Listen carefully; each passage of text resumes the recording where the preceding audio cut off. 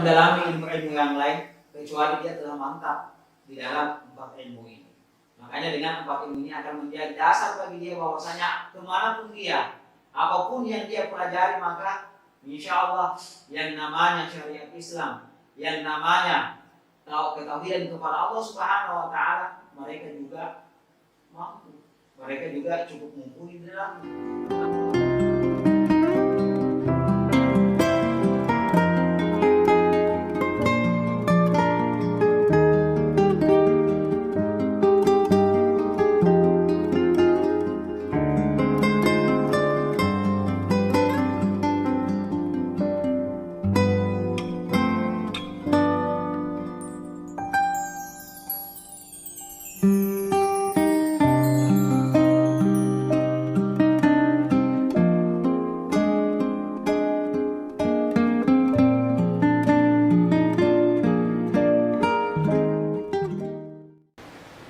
Bismillahirrahmanirrahim.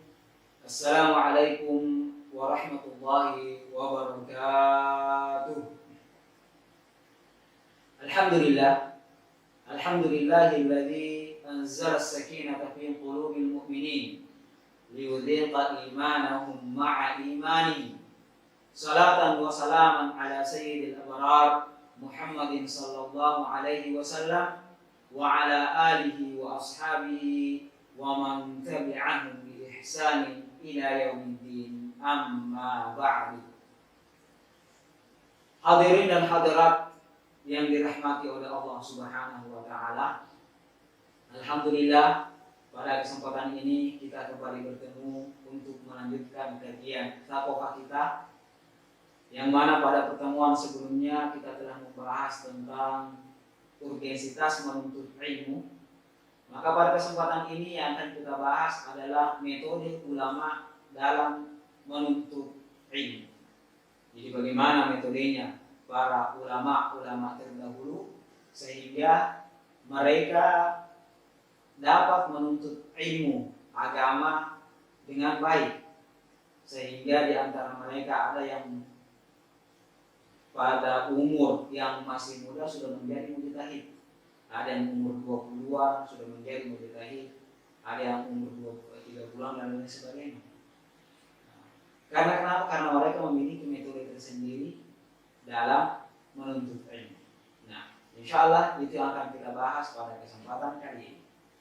Ulama-ulama dulu dalam menuntut ilmu, dalam memperoleh ilmu pengetahuan bagi mereka, yaitu mereka mempelajari ilmu Islam dari kecil. Nah, yang mereka pelajari pertama kali adalah Al-Quran dan Hadis. Makanya ulama kalau kita membuka biografi para ulama, maka kita mendapatkan bahwasanya kebanyakan ulama hafal Al-Quran dalam usia belia. Kebanyakan ulama yang nantinya akan menjadi ulama besar pada usia yang masih muda, mereka sudah hafal ribuan hadis, hafal puluhan ribu hadis, dan telah menghafal ayat suci Al-Quran. Oleh karena itu, jalan atau langkah pertama yang kita ajarkan kepada anak-anak kita sesuai dengan apa yang ulama tempuh di dalam mempelajari ilmu Islam, yang pertama adalah menghafal Al-Quran itu sendiri. Karena kenapa? Karena di dalam Al-Quran semuanya ada. Di dalam Al-Quran lah segala ilmu berasal. Nah, makanya dikatakan bahwasanya ada yang mengatakan bahwa Al-Quran merupakan sumber daripada semua ilmu pengetahuan. Dan ketika kita telah menghafal Al-Quran, maka kita telah memiliki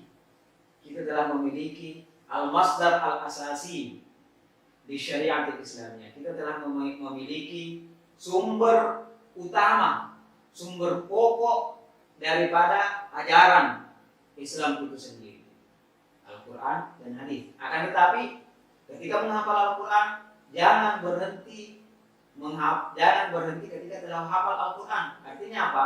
Artinya ketika kita menghafal Al-Quran itu bukan tujuan, akan tetapi itu merupakan wasilah bagi kita untuk memahami ajaran Islam itu sendiri. Itu yang pertama. Kemudian yang kedua, yang dilakukan oleh para ulama ketika mereka telah menghafal Al-Quran, begitu pula mengetahui hadis-hadis, adalah yang kedua, langkah yang kedua adalah mereka belajar bahasa Arab.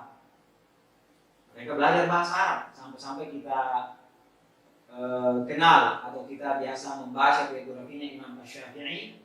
Beliau mempelajari bahasa Arab. Beliau adalah orang Arab yang lahir di Palestina. Beliau orang Arab dan beliau nasabnya bersambungan dengan Rasulullah SAW. Beliau orang Arab akan tetapi belajar lagi bahasa Arab 10 tahun di Bani Hudayl. 10 tahun di Bani Hudayl. Kalau Bani Hudayl sekarang tempatnya ada di Ordon, di Yordania.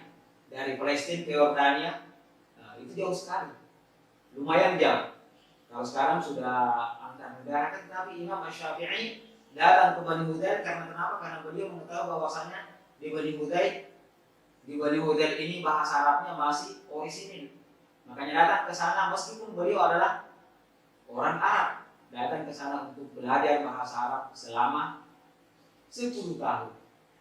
Selama 10 tahun sampai banyak ada beberapa di antara ulama-ulama lughah, ulama-ulama bahasa Arab yang menjadikan Imam Asy-Syafi'i sebagai rujukan. Di antaranya ada yang namanya Al-Asma'i. Al-Asma'i beliau membaca syair-syair Hudayl sama Imam Asy-Syafi'i. Beliau pernah mengatakan qara'tu syi'ra Hudayl di Muhammad bin Idris. Saya membaca syairnya Bani Hudayl sama seseorang yang bernama Muhammad bin Idris, yaitu Imam Asy-Syafi'i radhiyallahu ta'ala anhu. Itu yang kedua. Kemudian yang ketiga, ketika bahasa Arab sudah bisa dikuasai, maka yang ketiga yang dipelajari adalah mempelajari bagaimana caranya mentauhidkan Allah Subhanahu wa taala. Mempelajari ilmu tauhid. Sehingga setelah bisa bahasa Arab, maka ketika umurnya sudah mulai beranjak umur balik dan dia sudah akalnya atau otaknya sudah matang, maka yang paling pertama yang harus diajarkan adalah tentang bagaimana caranya bertauhid, mentauhidkan Allah Subhanahu wa taala secara sempurna. Bagaimana caranya dia bisa betul-betul yakin bahwasanya ada yang namanya Allah Subhanahu wa taala. Begitu pula semua rukun-rukun iman perlu diajarkan di dalam marhalah ini. Kemudian ketika tauhidnya, ketika pengesaan terhadap Allah Subhanahu wa taala sudah mantap, maka pindah lagi ke fase selanjutnya. Langkah keempat. Di langkah keempat ini apa yang dipelajari? Yang dipelajari adalah ilmu syariat atau ilmu fikih yang mempelajari tentang masalah hukum daripada perbuatan manusia dalam kehidupan kesehariannya. Nah, sampai di sini ulama menjadikan hal ini sebagai pelajaran mendasarnya. Nah, kemudian ketika sampai ke dalam fase atau langkah yang keempat ini dijadikan sebagai langkah dasar. Kemudian setelah langkah dasar ini dari menghafal Al-Quran, kemudian belajar bahasa Arab, kemudian tauhid, kemudian syariah, baru mendalami ilmu-ilmu yang lain. Ada yang mendalam misalnya masalah, lebih mendalam lagi masalah syariah. Ada yang ke ilmu-ilmu eksak, mempelajari tentang kedokteran, mempelajari tentang handasah, atau mempelajari tentang masalah teknik dan lain sebagainya. Nah, itu baru setelah 4 hal ini dilaksanakan atau 4 hal ini telah dilewati. Nah, jadi itulah yang menjadi metode ulama belajar dulu. Jadi tidak belajar, tidak mempelajari ilmu yang lain, tidak mendalami ilmu yang lain, kecuali dia telah mantap di dalam 4 ilmu ini. Makanya dengan 4 ilmu ini akan menjadi dasar bagi dia bahwasanya kemanapun dia, apapun yang dia pelajari, maka insya Allah yang namanya syariat Islam, yang namanya ketahuan kepada Allah Subhanahu Wa Taala, mereka juga mampu, mereka juga cukup mumpuni di dalamnya.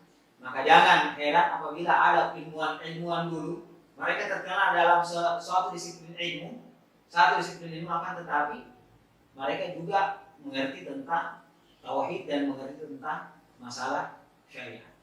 Nah, oleh karena itu, sebagai kesimpulan bahwasanya ketika kita ingin mengajar anak-anak kita, mendidik anak-anak kita, maka bagusnya, alangkah baiknya kita mendidik, kita memberikan pelajaran bagi mereka sesuai dengan apa yang ulama terdahulu telah lewat.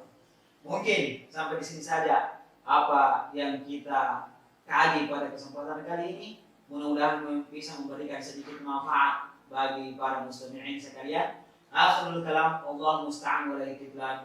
Assalamualaikum warahmatullahi wabarakatuh.